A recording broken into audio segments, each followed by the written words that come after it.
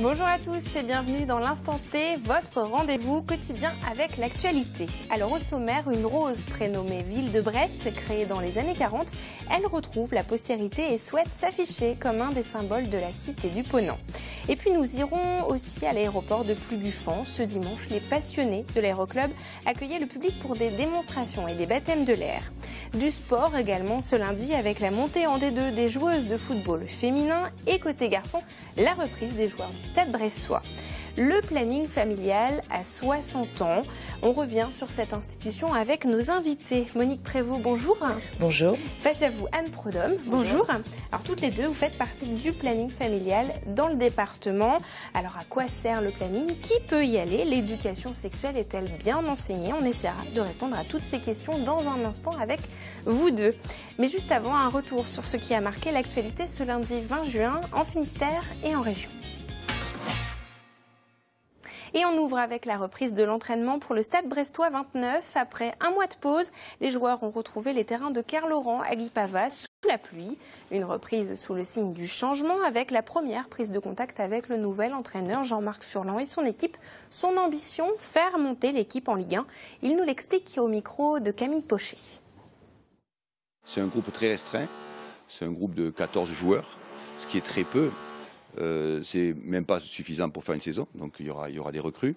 Donc c'est surtout l'idée que, je pense, à la fois pour nous, le staff, et pour eux, et pour le Stade brestois, où il y a beaucoup de choses qui vont se modifier, qui vont évoluer, c'est une page blanche. Et qu'on doit vraiment être à la fois très combatif, évidemment, extrêmement solidaire, et être très réactif pour construire un groupe en 6 semaines performant. Et ça, c'est pas une mince affaire. Et l'ambition, c'est d'être les meilleurs en Ligue 2, et puis après, parmi les meilleurs en Ligue 1. C'est ça l'ambition. On doit avoir les mêmes ambitions que les plus riches. Et voilà, donc c'est l'ambition d'être le meilleur. Et puis la première ambition, c'est de gagner vite le premier match. C'est une fleur oubliée pendant 75 ans qui va peut-être devenir un symbole. La rose Ville de Brest, elle a été longtemps conservée en Allemagne dans le plus grand secret. Un passionné a retrouvé sa trace et veut en faire le symbole de la fraternité. Ce samedi, elle a été présentée aux Finistériens au Conservatoire botanique de Brest et Frédéric Lorenzon était sur place. À Brest, on trouve des roses, mais il y a aussi la rose. Cette fleur au doux jaune s'appelle Ville de Brest, créée en 1942 à Lyon. Elle est restée 75 ans dans l'oubli. Ce passionné a décidé de la faire sortir d'un anonymat dicté par l'histoire et la politique. Et elle a été transférée en Allemagne, probablement par le créateur, donc Jean-Marie Gaujard. Et elle a été conservée au conservatoire de Sangerhausen, près de Berlin. Et depuis, elle est restée à Sangerhausen sans avoir été jamais commercialisée, d'avoir dans aucun catalogue. Si la municipalité de Lyon avait choisi le nom de Ville de Brest pour une rose, c'est qu'à l'époque, les deux villes entretenaient des liens de solidarité. Cette Brestoise, née en 1930, s'en souvient très bien. Notre maison était complètement démolie, on n'avait plus rien et il y avait des jours où on nous disait, on avait une carte de sinistré total et on nous donnait des vêtements qui venaient de Lyon pour nous dépanner aussi, même d'autres choses, des batteries de cuisine, tout le reste. Ah oui, c'était spécial. Donc on est reconnaissant à la ville de Lyon, c'est sûr, qui a été là quand on en avait besoin, c'est sûr. Aujourd'hui, quelques Brestois ont décidé de réserver leur rosier et pas pour n'importe quelle rose. J'ai des attaches avec cette ville et j'ai trouvé que cette rose avait une belle histoire à raconter et puis je la voulais partager son destin dans mon jardin. Faire de Ville de Brest un symbole de paix et de fraternité, c'est bien l'ambition de cette association.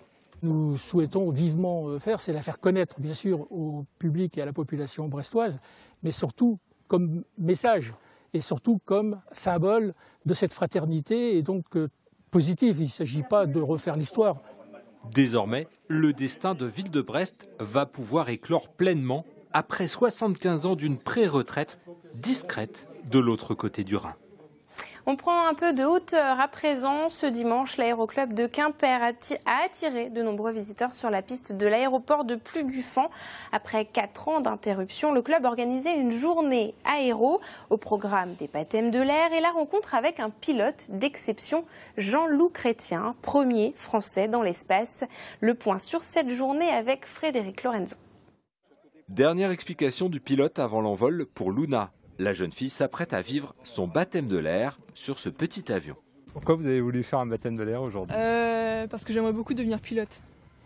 Pour la première journée de l'aéronautique, l'aéroclub de Quimper avait invité un pilote de légende, Jean-Loup Chrétien, premier français dans l'espace dans les années 80. Théo a rencontré son idole. J'aime beaucoup l'espace et que j'ai envie d'être pilote de chasse et d'être astronaute. Et qui est-ce qui t'a signé ton livre là? Jean-Loup Chrétien. Jean-Loup Chrétien est venu en voisin de Morlaix avec son propre avion. Pour lui, l'aventure aéronautique a débuté au sein d'un aéroclub en Bretagne. Moi j'avais ça dans les tripes très jeune, très tôt, dès la fin de la guerre, comme beaucoup de jeunes enfants de cette époque-là. Donc juste avant notre entrée en 6e, on avait encore cette fascination des avions. Et donc, personnellement, il y a eu ce passage par cet endroit. Et puis ensuite, la fréquentation de l'aéroclub de Saint-Brieuc dans les années 50 et de Brest. Pour cette journée aéronautique, une poignée de pilotes morlaisiens de l'association Armor Aéropassion ont volé jusqu'à la piste de Plugufan. À Morlaix comme à Quimper, la passion et le rêve d'Icare commencent souvent dans les aéroclubs.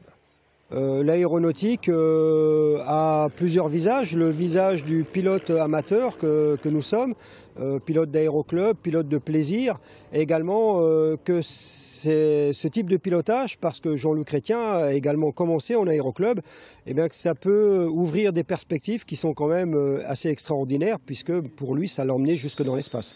Pour passer son brevet de pilote en aéroclub, il existe une formule, comptez 3 ans, 45 heures de vol pour un budget aux alentours de 4 000 €.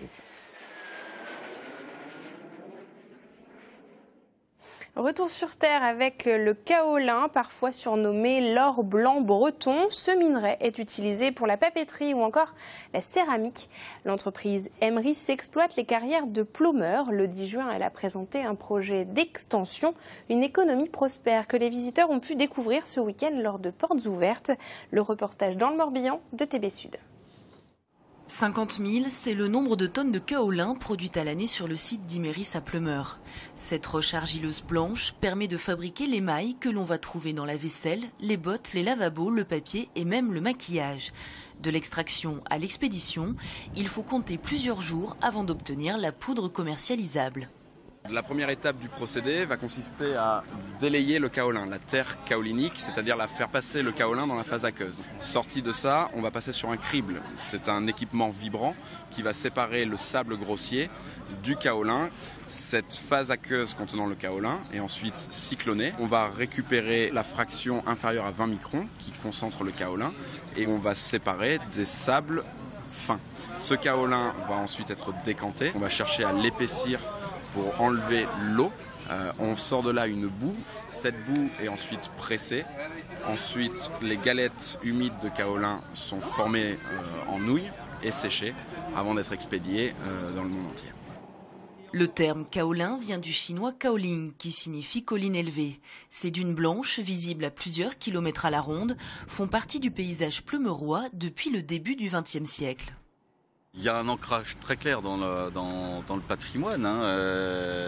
Dans les années 30, il y avait environ 600 personnes qui travaillaient ici. Ça représentait pratiquement 40% de la population qui vivait du kaolin. Donc effectivement, c'est très ancré et cette notion d'ancrage demeure toujours actuellement. L'esprit kaolinier, même si les techniques ont évolué et restent toujours les mêmes, bien évidemment. Aujourd'hui, l'entreprise compte une 60aine de salariés. Le kaolin de Plumeur est reconnu comme numéro 1 mondial pour l'émail. Et on revient maintenant Sur une institution qui écoute, conseille et accueille depuis plus de 60 ans, il s'agit du planning familial et on en parle avec nos invités. Alors Monique Prévost, vous êtes élue au Bureau national du planning familial et Anne Prodhomme, vous travaillez au groupe local de Brest. Alors le 15 juin, un rapport du Haut Conseil à l'égalité entre les femmes et les hommes indique que l'éducation sexuelle n'est pas assez dispensée dans les écoles. Pourtant, une loi de 2001 préconise l'éducation à la sexualité, 3 séances par an de la maternelle à la terminale. Le planning familial est autorisé à faire cette éducation. Pourquoi ce... Bon, je pense que la sexualité, quoi qu'on en dise, reste encore un sujet tabou. Même en 2016. Même en 2016. Et puis, pour ce qui concerne les interventions scolaires, il y a aussi un manque de moyens. C'est-à-dire que vous auriez besoin de plus de personnes pour intervenir dans les écoles? Le planning familial ne pourra pas à lui tout seul faire toutes les interventions. Par contre, on est habilité à former d'autres professionnels. Donc, on pourrait effectivement aussi rencontrer des groupes d'enseignants et les former pour qu'ils puissent intervenir dans leur classe.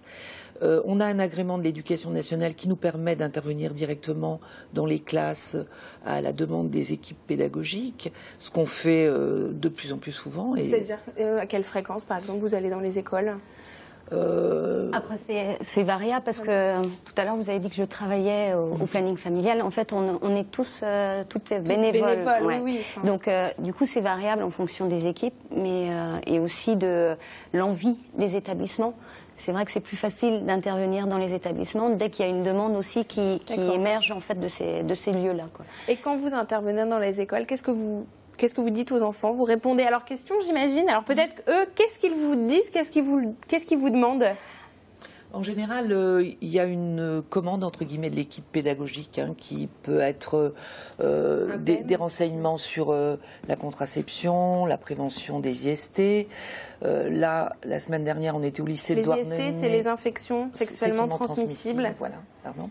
Et la semaine dernière, on est intervenu dans toutes les classes de seconde du lycée de Douarnenez. Et là, la demande, c'était plus de faire débattre les jeunes autour des questions d'égalité garçons-filles et de respect. Ça reste un sujet prégnant. En 2016, il faut faire de l'éducation sur ça. Ouais. Même au contraire, même nous, au sein du planning, on essaie d'être très présent là-dessus, puisque dernièrement, c'est vrai que l'ABCD de l'égalité a été supprimé, alors que c'est vrai que c'était une véritable avancée, et ça rentrait en fait en lien avec cette loi de 2001.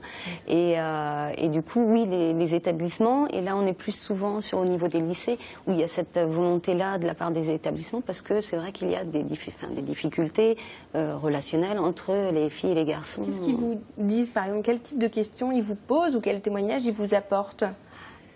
Alors, en général, on propose on a différents exercices d'animation.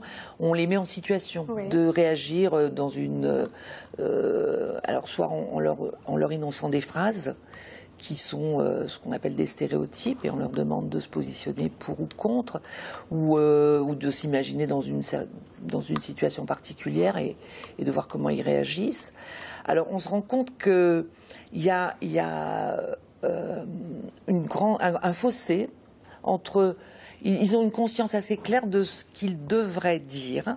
Ils savent ce qu'ils doivent dire. Même les tout petits. Oui. On est intervenu dans une classe de CE2 et quand on disait ce sont les mamans qui font la cuisine, ils se mettaient tous du côté non, les papas aussi, puis en creusant un peu. Mais dans la pratique, c'est plus compliqué. Est-ce que ça fait 60 ans que le planning familial existe, alors ça fait pas 60 ans que vous militez à l'intérieur, mais est-ce que vous avez senti depuis votre engagement une évolution dans la société, alors dans un sens comme dans l'autre? Peut-être qu'on a régressé, ou est-ce qu'on a progressé sur ces questions d'égalité homme-femme, de sexualité, dans le Finistère, ici en tout cas? Je pense qu'il y a des progrès quand même, incontestablement, sur ces questions-là. Ouais. Et puis on va dire qu'il y a des progrès en termes de droits.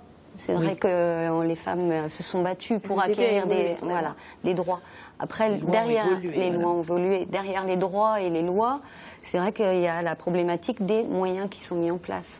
Et malheureusement, par exemple, par rapport à l'avortement, là où on pense que tout est gagné, finalement, on se rend compte qu'avec des fermetures de centres IVG, pour des femmes aujourd'hui, dans certains départements, dans certaines régions, c'est extrêmement difficile. Le Finistère n'est pas touché par ça encore? En tout cas, nous, on ne ressent pas ça. Dans le témoignage des femmes, on ne ressent pas ça. Mais c'est vrai qu'il y a eu un centre de planification qui a été fermé il y a quelques années, où on a essayé de se battre pour le garder. Parce que vous dites manque de moyens, mais est-ce qu'il y a aussi... c'est culturel peut-être aussi, parce qu'il y a quelques mois, Marion Maréchal Le Pen du Front National, vous avez attaqué, indiquant qu'elle supprimerait vos subventions. Il y a peut-être une évolution de la société aussi sur ce sujet-là ou un retour, en fait. Alors chacun jugera, mais est-ce que voilà, il y a... Je pense que il y a une désinhibition. Les gens ne sont plus inhibés. Ils peuvent aujourd'hui se sentir légitimes pour dire on est contre l'avortement, alors que c'était peut-être moins violent dans les déclarations il y a quelque temps, effectivement. Parce qu'alors, revenons sur les débuts du planning familial, il y a 60 ans, et puis votre slogan pour cet anniversaire, c'est Simone Forever. Simone, alors on pense tout de suite à Simone Veil, forcément, parce qu'un de vos principaux combats, c'est la défense de l'avortement. Mais Simone, ça cache plusieurs noms aussi, expliquez-nous. On a aussi Simone de Beauvoir, évidemment, grande féministe aussi, qui est un féminisme et puis qui a beaucoup théorisé et du coup a permis aussi à toute une génération de femmes de comprendre ce qu'était le féminisme. Et après il y a Simone If, qui elle était la première présidente du planning familial. Un trio de Simone. Voilà. Simone était une féministe, Simone de Beauvoir était une féministe convaincue. Est-ce que vous souffrez pas de cette image de féminisme maintenant? On la revendique en tout cas. Oui. On la revendique fortement. On définit souvent le mouvement comme un mouvement féministe et d'éducation populaire. Ce sont deux qualificatifs qui nous tiennent à cœur. Et effectivement, si on est attaqué sur notre côté féministe, on a des arguments pour défendre et on explique que être féministe, c'est pas être opposé aux hommes, c'est lutter pour les droits des femmes et revendiquer une société dans laquelle les femmes et les hommes auront les mêmes droits et pourront vivre à égalité. Égalité de chance à l'école quand on parle d'orientation, égalité de salaire quand on travaille, égalité quand on pense aux tâches ménagères. Voilà. Donc on est très fiers d'être féministes. Alors il y a 4 centres dans le département où on peut venir vous voir. Combien de Finistériens, Finistériennes aussi, parce que c'est pour les hommes et les femmes, ce centre égalité, voilà, passent chaque année dans ces 4 centres du département? Pour des accueils. Alors, les 4 centres du département, c'est tout nouveau et pour le moment, actuellement, il y en a un seul qui fonctionne effectivement, c'est celui de Douarnenez, en accueil, en intervention. Celui de Brest a été mis en sommeil là, à la fin de l'année 2015, mais il est en train de se remettre en place. Et donc, il y a déjà des militantes formées. On intervient aussi dans les lycées actuellement. Il y a la permanence téléphonique. Et à partir de septembre, la permanence physique donc, aura lieu. Et combien de bénévoles sont chez vous alors? À Douarnenez, il y a une bonne douzaine de ce qu'on appelle de militants actifs, c'est-à-dire les bénévoles qui participent aux animations. À Concarneau, il y en a une dizaine, mais ils ne sont pas encore tous formés. Et alors, je disais qu'on avait un agrément d'éducation nationale, mais au sein du mouvement aussi, pour être habilité à faire des interventions et à intervenir au titre du planning, il faut justifier d'une formation. Alors là, vous êtes 2 femmes. Est-ce qu'il y a des hommes au planning familial? Il y en a quelques-uns. Oui, il y en a quelques-uns aussi. Nous, on en a 2 à Douarnenez, à Brest on en a aussi. 2 aussi. À Concarneau, il y en a 2 aussi. Et Morlaix, le 4e centre, qui, lui, n'a pas encore de militants formés. Je crois qu'ils ont un garçon aussi. Et justement, quand vous intervenez dans les écoles, est-ce que vous arrivez aussi à sensibiliser peut-être des gens pour vous rejoindre? Est-ce que c'est des causes qui les touchent, qui les intéressent? Par exemple, nous, on intervient là, dans un lycée brestois et il y a eu une vraie demande de lycéens et lycéennes pour devenir référent égalité droit, femmes et garçons au niveau de leur lycée. C'est-à-dire qu'on va former ces jeunes-là qui sont motivés pour qu'ils deviennent au sein du lycée des référents égalité et qu'ils puissent eux aussi intervenir. Donc là, c'est carrément... S'il y a un problème, on fait appel à eux. Voilà, et qu'ils interviennent. Ils peuvent intervenir aussi de façon formelle ou non formelle dans les classes également. Donc là, c'est une vraie volonté de jeunes qui ont entre 16 et 17 ans. De s'intéresser à ces questions. Donc là, c'est super intéressant. Quels sont vos autres modes d'action en 60 ans? On imagine, avec l'arrivée d'Internet, des réseaux sociaux, vous avez sans doute changé vos manières d'agir. Oui, alors les interventions scolaires ou devant des groupes de la mission locale ou d'autres structures qui accueillent des jeunes, une maison familiale aussi sur le secteur de Douarnenez, les permanences d'accueil, et puis on saisit toutes les manifestations, enfin les occasions nationales comme le 8 mars, le 25 novembre, pour organiser des manifestations, pour pouvoir effectivement diffuser nos idées et puis attirer à nous d'autres militants.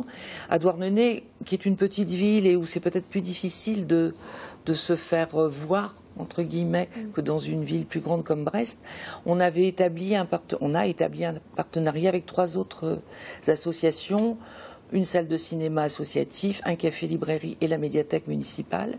Et on s'efforce tous les mois de faire une animation en partenariat avec l'une de ces structures sur des thèmes qui concernent le planning familial. Et donc on n'hésite pas à venir vous voir pour des questions liées à la sexualité, à l'égalité homme-femme, à la contraception, à l'avortement. On vous appelle. Et les violences. Et les violences faites aux femmes et aux hommes aussi. Du coup, c'est vrai qu'on reçoit plus les femmes victimes de violences et c'est vrai qu'on est dans leur accompagnement. On a accompagné, nous, un garçon victime de viol à Douarnenez. Merci beaucoup, mesdames, d'être venues sur ce plateau, nous faire le point sur le planning familial. Vous retrouvez toutes les informations sur notre site internet www.tbo.bzh et c'est le moment de l'instant sport. Direction la presqu'île de Crozon pour la première édition du Morgat Waterman Challenge. Au menu 1 km de natation, 2 épreuves de paddle et un trail de 6 km pour finir. Le tout en solo ou par équipe de 2 à 4. Et c'est un triathlète, David Gandon, qui s'est imposé devant le biarro Jonathan Desperger dans le chrono d'1 h 43 minutes. Un format unique en Bretagne qui a réuni une centaine de participants. La joie des joueuses du Stade brestois qui accèdent à la 2e division féminine de football. Dimanche, elles étaient opposées à Beauvais en match retour des barrages. Au match aller, les joueuses de David Bruzo s'étaient imposées 2-1 dans l'Oise. Score final à Brest, 0-0. Un match nul qui suffit au bonheur des Brestoises qui accèdent à la D2 pour la première fois dans l'histoire du club. Les Brestoises qui ont fêté cette montée comme il se doit sur le terrain et dans les vestiaires. Et on va justement écouter les réactions de Camille Desforges et David Bruzo après cette rencontre. On voulait bien faire, on était chez nous, donc forcément on voulait un résultat, on voulait pas perdre, on voulait montrer de quoi on était capable. Chez elles, ça avait été très dur, on avait eu du mal, on a eu 2 occasions de but. Là on a eu l'opportunité de marquer, on n'a pas marqué. Après on a été très costaud dans la tête, je pense que c'est ça qui a fait la différence. La D2, oui, c'est un niveau au-dessus, mais je pense qu'on a les capacités pour, et après pourquoi pas dans quelques années viser la D1. Moi mon but, c'est un jour connaître la D1 et avec mon club, quoi. Même si on fait 0-0, je pense qu'on a eu des situations de concrétiser, les filles ont été costauds, on avait pas mal de blessés, donc elles ont joué avec des petits pépins physiques. Et elles m'ont surpris, on m'a donné des moyens quand je suis arrivé. Il y a une vraie volonté de travailler pour les féminines avec le président, avec le club en général. Donc du coup, on a quand même anticipé et ça va se concrétiser et je pense que le Stade brestois va faire quelque chose de bien. Et du cyclisme aussi avec la très belle victoire de Valentin Madouas à l'occasion de la 4e édition de la Sport Braise Trophée France Bleu Braise-Isel. Vainqueur de la première étape vendredi au sommet du Mont-Saint-Michel de Brasparts. Le Brestois de BIC 2000, sacré champion de Bretagne il y a 2 semaines, est parvenu à conserver son maillot jaune jusqu'au bout. Au classement général, Valentin Madouas devance Jérémy Bescron et Clément Saint-Martin. Les moments forts de cette Sport Braise sont à revivre ce lundi à 20h45 sur TBO à l'occasion d'une émission spéciale en direct et en partenariat avec la radio France Bleu Braise-Isel. Et alors, qu'y aura-t-il donc d'autres programmes sur TBO? Eh bien, on voit ça tout de suite avec le Focus Programme.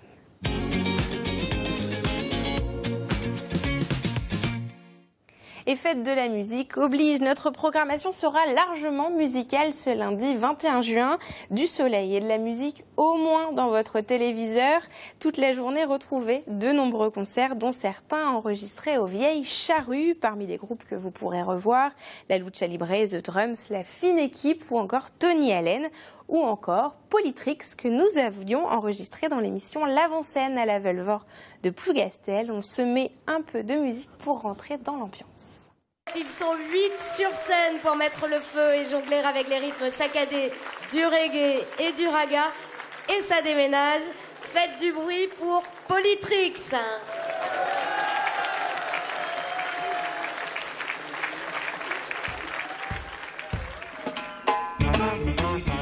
Hey yo, ladies and gentlemen, let me introduce to you Polytrix Band. I wanna see something. I wanna see you home. Everybody in the place, put your hands up in the air. Put your hands up in the air. Everybody, ready? Left to the right, to the left, to the right, to the left, to the right, to the left, to the left, to the right, to the left, to the right, to the left, to the right. Come on, come on, to the left, to the right, to the left, to the right, to the left. Bonsoir la Belfort. Merci mesdames d'être venues sur notre plateau nous parler du planning familial. Merci à vous de nous avoir suivis. On se retrouve demain, même heure. Vous pouvez évidemment revoir cette émission sur notre site internet et nous rejoindre sur les réseaux sociaux. On se retrouve demain. Bonne soirée.